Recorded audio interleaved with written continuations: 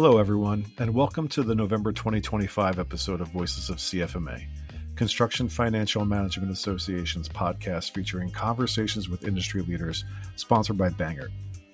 I'm your host, Sal Marino, CFMA's Director of Communications and the Managing Editor for CFMA Building Profits magazine. This month, my guest is Lou Perez, co-founder of Lumber. Lou, thank you so much for joining me today. Why don't we just jump right in, and can you tell everyone what you do? Oh man, all day long is lumber all day long. I'll give you a little background. So lumber is a workforce management platform built for construction. So we have modules in our product that is payroll software and time tracking, HR, and it's all AI driven. So I know that there's a lot to unpack just from that those few sentences, but uh, in a very high overview, that is lumber. Okay. All right. And you were a carpenter before tech, correct? Yeah. And then before I was a carpenter, I was a professional snowboarder. So I went from snowboarding and competing at an Olympic level against Shaun White and JJ Thomas and Danny Cass and a lot of all the crazier snowboarders than me. And then got into construction. I felt like my whole family comes from construction and agriculture. There are a lot of farmers in my family. I actually grew up on a farm in Idaho and Oregon, so like right on the border over there. So it was always in my blood to get my hands dirty. And even, I mean, I have funny home video VHS tapes for any of the youngins that haven't watched too many VHS tapes.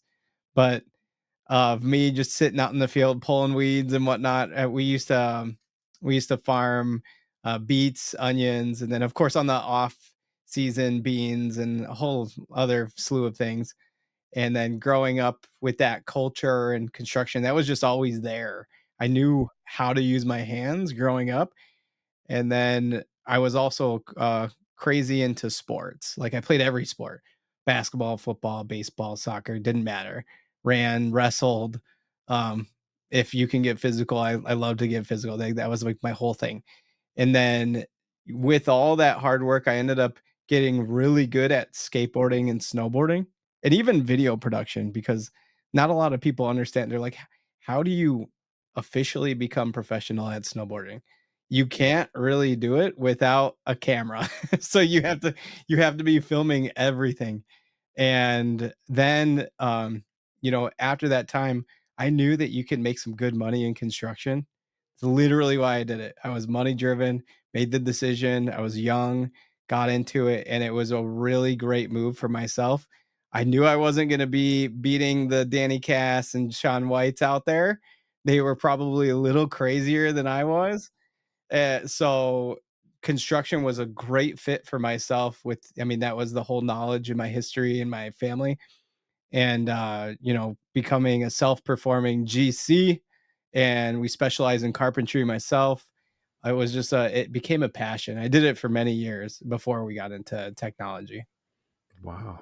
That is absolutely fascinating. So what does it look like when when you finally make that decision that like snowboarding's done for me? I Professionally at least. I like to pretend that I'm still there. Well, at least at least in front of my kids. So Yeah. I have it's funny, like I feel like it never leaves you. The only thing that really stopped was traveling to compete against everybody. I had some great sponsors. I think that's the only thing that I really let go. I have a lifetime sponsorship to Pacific Somewhere, which is pretty cool. And then I was also sponsored by Cholula hot sauce, so I'd actually like show up with hot sauce in my bags and pass them out. And then I had a few other really good sponsors as well, but uh that the decision to stop competing and then focus on work was like that ender. But I got 3 kids, all of them snowboard. I feel like I'm passing on the knowledge and experience. I had like for my youngest daughter, she's 3 now. I had her snowboarding when she was 10 months old. So and then Wow. her older brothers didn't she's now the one that has snowboarded at the youngest age. I know her older brothers were a little jealous that she started earlier than them, but yeah. It's good. That's amazing. Do they do you pop in the VHS tapes? Are they like, "Oh, dad's got the VHS player out again, showing me I my old tapes?" I do. I've converted a few of them Okay. to YouTube. So there's a few videos out there if they want to go look for dad and what he used to do in back in the day. There's old skateboard videos and snowboard videos that they can be found on YouTube somewhere. That is very cool. Yeah, because they're not dragging out the VCR anymore to play No, tapes. no, no, not at all. So okay, so then you move into carpentry. Yep. And what's that look like for you? It was great. I mean,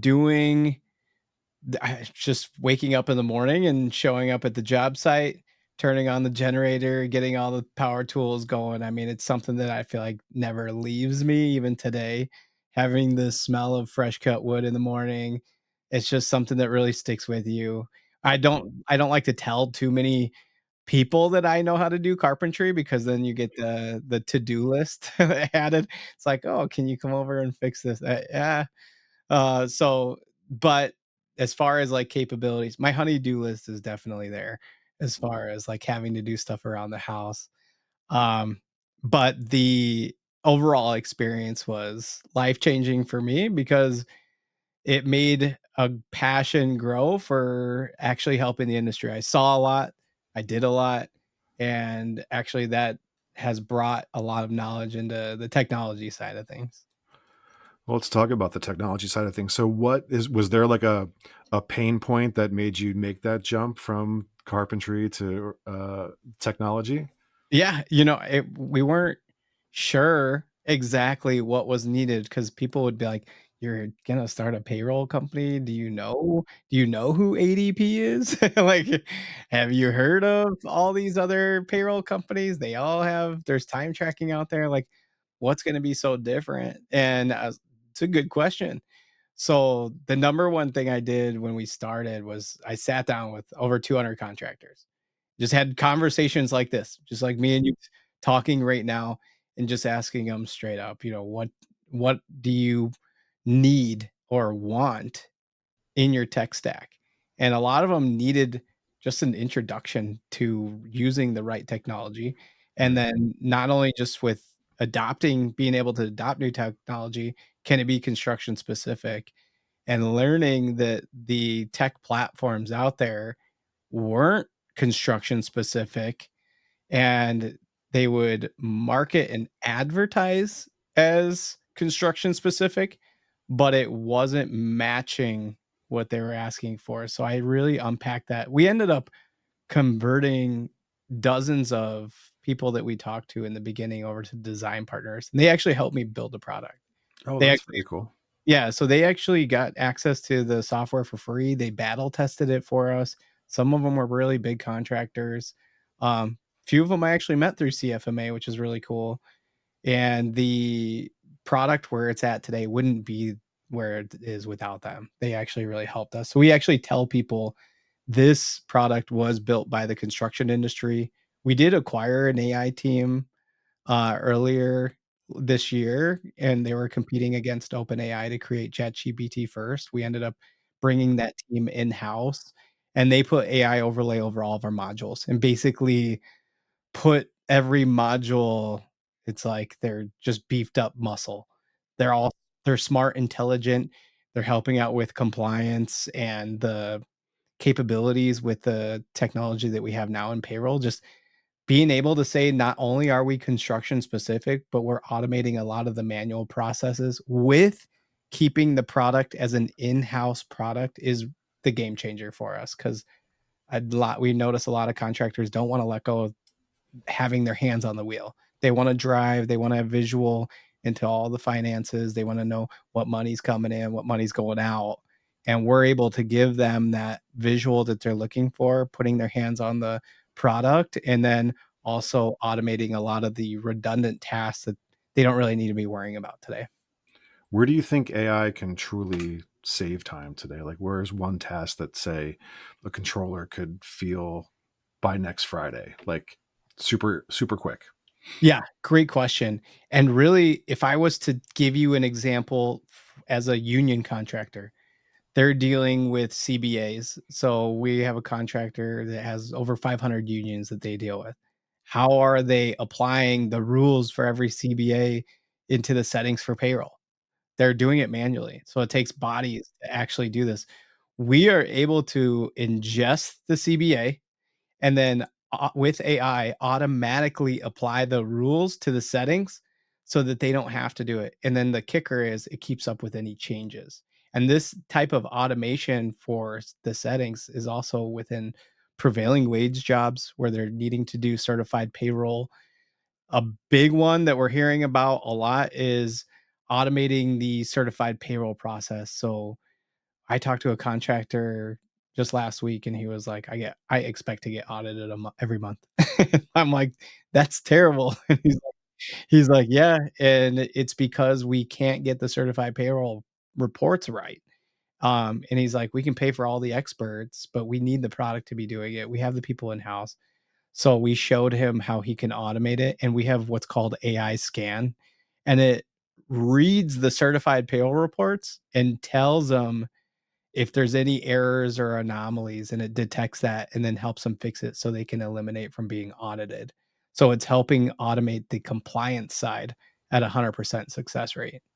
Wow, that's amazing. So, as somebody who's in tech and sort of deep into the AI, where do you think that AI still struggles? So as far as the struggle with AI, I notice a lot of struggle, like if people use ChatGPT, they're asking questions and they're still getting wrong answers. Right. So it's that LLM, the large language models, and that's where they need to work on that. That's great. So, if let's say I'm a contractor, if I were to automate only one step this quarter, what do you think pays back the fastest? Tying your field data to back office. So if there's so many disjointed software platforms out there, they might be good, but if it's not feeding correctly, you're still dealing with a manual process. Right. And then capturing time on paper, we still see that a lot. We actually created an AI time capture piece to our app where they can use paper, and instead of using OCR, they're using the app to take a picture, and it's gathering that data and then applying it to the payroll so that's automated. So almost like an introduction to AI in technology, but it's like that first take that first step of making sure that that data in the field is coming in clean and you're getting the right data to be applied to payroll, and it's gonna make a world of difference to the company itself because they're gonna have more of a visual of where they're at with all their, labor, what's going in and what's going out. But we also do unit tracking, equipment tracking, everything like that, so it's giving them a real-time visual to job costing. If you want a cleaner job cost numbers, what single behavior would you say would you change in the field first? What you're putting in for your cost codes. So making sure that that's tying it together. So we actually launched a scheduled dispatch module so that they can assign the specific task and code to what the worker is working on, and when they're actually utilizing that schedule dispatch module, it's really making the numbers shine. And they see it too. So there's amazing reporting that they're getting that's showing them, wow, like they're clocking in, clocking out. They're not guessing, saving the foreman time too from applying any of those cost codes post shift submission. It will do it in real time. And the field workers aren't really doing much to make it happen. They're just clock in. Oh, it's done. And then that's making a world of difference on the back end. Wow, that's great. So, as somebody who used to make your own skating videos and your snowboarding videos, if you had an on-site walkout song, what would it be? Oh, Chicago Bulls theme song. Come on. Michael Jordan, 90s, like, oh yeah, that was my walkout song for our wedding reception. That's amazing. We played the Bulls theme song. It was great. That's so great. Okay, yeah, you were pretty lightning round with that. That's for sure. You had it there. That's great. Looking to replace your clunky on-premise accounting system, or simply looking to ditch your QuickBooks and Excel workflow? Consider Bangert. Bangert is a leading provider of Sage Intacct Construction, the only AI CPA preferred cloud-native construction accounting ERP. If you're switching accounting systems in 2025, spend 70% less and slash your time to live by 50% with the Bangert Way, our proven process for deploying Sage Intacct Construction. Visit our YouTube or bangertinc.com to learn more. So let's talk a little bit about mental health, because we talked offline about this. I am the staff co-chair for the Suicide Prevention and Mental Health Committee. We've talked a little bit about the Construction Industry Alliance for Suicide Prevention, CIASP, which our members are probably very well familiar with. But you have a little bit of background there too. You want to talk about that? Yeah. You know, when you're talking to a tech company that comes from construction, you see a world of difference in how we think. And we've seen what they're seeing. As far as like what the workers are going through, we've been through it too. They see a lot, and that's what I say when I've seen a lot. So the main thing that we really try to focus on is what can we do for those field workers? What can we do to help?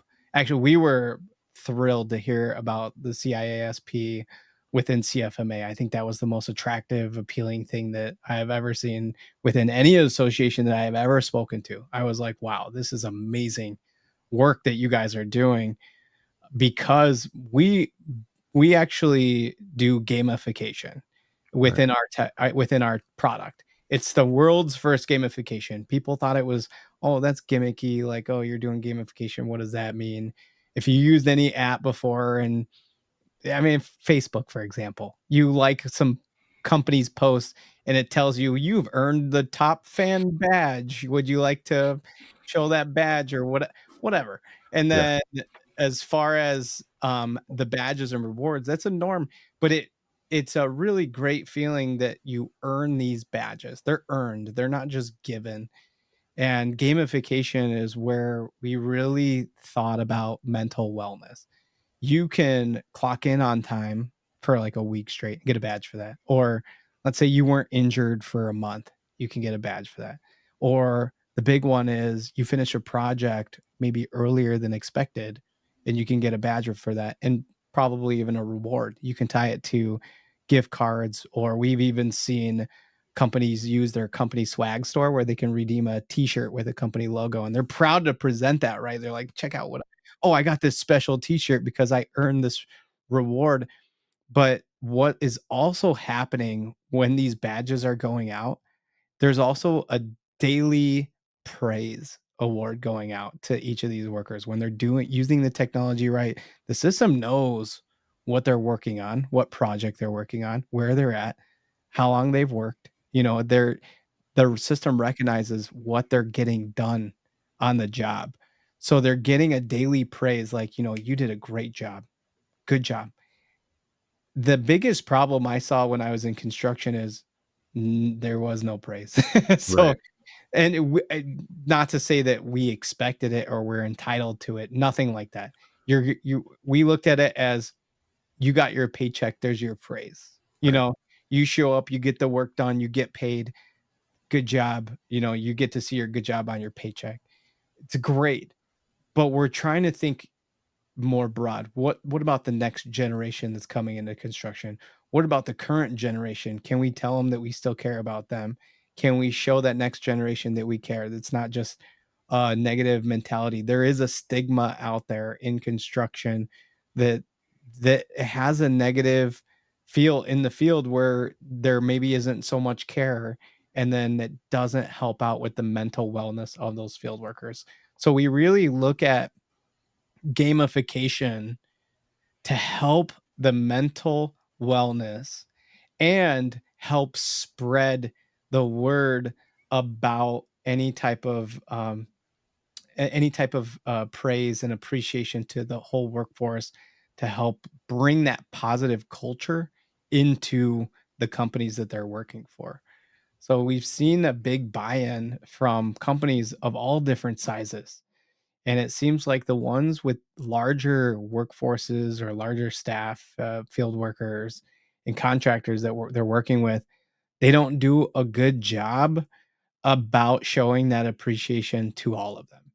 They probably have, like, their few favorites, right, that stand out, or the ones that talk really loud and tell you what they did during the day, so you know that they did a good job, but the quiet ones that are doing a great job, but maybe are going unnoticed, technology can detect those quiet ones and give them praise for the ones that aren't speaking up for themselves, and it's doing a world of difference for those workers that are the quiet ones that do need the attention. They might not seem like they need the attention because they're quiet all day long, but the technology is solving that problem if there is a disconnect.